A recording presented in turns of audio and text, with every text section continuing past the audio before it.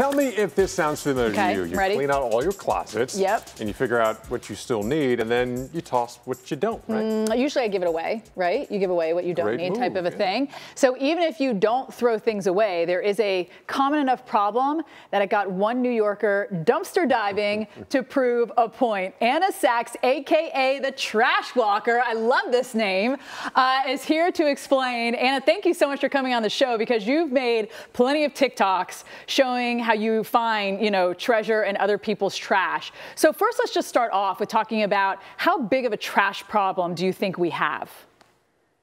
In the U.S., it's massive. We produce a disproportionate amount of trash per capita here. And I think we've unfortunately become, in recent history, a throwaway society, and that needs to change. Okay, so what are some of the craziest things you found as you kind of looked at trash, not just from people, but even from businesses? Yeah, well, what most upsets me is when CVS and Walgreens throw away hygiene and medical items. So that's pads, tampons, toothpaste, sunscreen, shampoo, soap, all these things that are really in high demand for shelters.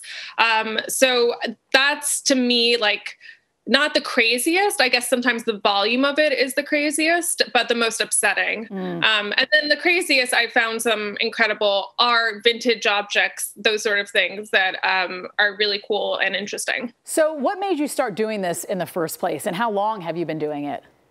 Yeah, I'm a native New Yorker, and I think there's this thing in New York where we have the trash piled up on our streets, but it kind of just like blends into the background.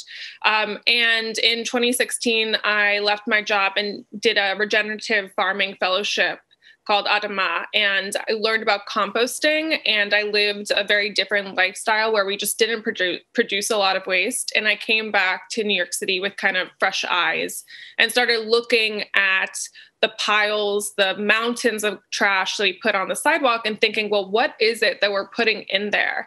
And I started pulling out these usable items. So it started initially with a love of composting, and then expanded to thinking about broader waste systems. So how has this changed your own habits? Are you less likely to kind of throw things away now? Yeah, I buy new rarely. I try not to as much as possible. I really try to do secondhand first. I compost. I got all my family composting.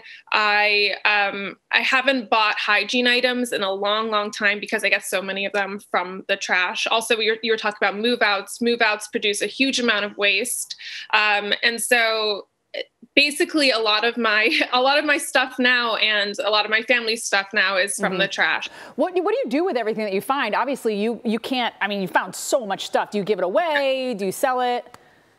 I used to donate a lot to thrift stores, and then I started going through some thrift stores' trash and found that a lot of donations were actually being tossed. And that's something I think people need to be aware about, that thrift stores are also overwhelmed, and the root cause is overconsumption and overproduction. So I think thrift stores could do a better job, but just because you donate something doesn't mean it's actually going to be used. So now I donate, or I give really, through my local Buy Nothing group on Facebook, or I leave things on ledges, or I bring things to different free stores in New York City. My friend started one in Hell's Kitchen, and it's kind of a community swap spot.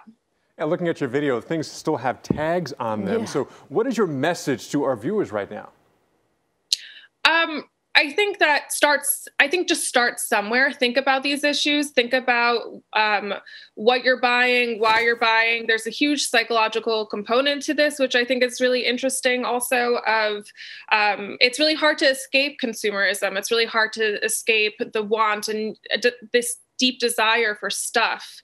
And I struggle with that too. I just try to limit my consumption of new stuff.